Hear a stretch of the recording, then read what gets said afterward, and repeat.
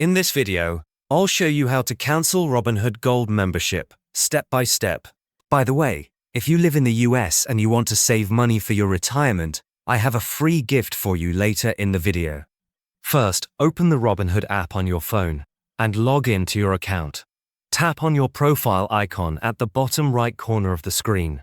Next, tap on the 3 lines menu icon in the top corner to open your account settings. From there, tap on Robinhood Gold to open your Gold membership details.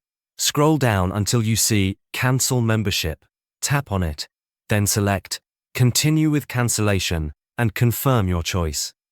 Once confirmed, your Robinhood Gold subscription will be cancelled and you'll receive a confirmation inside the app. That's it. That's how you cancel Robinhood Gold. Now these days, many Americans are looking for alternatives to traditional retirement accounts. But did you know you can legally buy physical gold coins as part of your retirement savings? It's called a gold IRA, and most people don't even know about it. If you want to learn how it works, I've linked a free guide from Augusta Precious Metals in the description below. It's packed with lots of useful information, so check it out.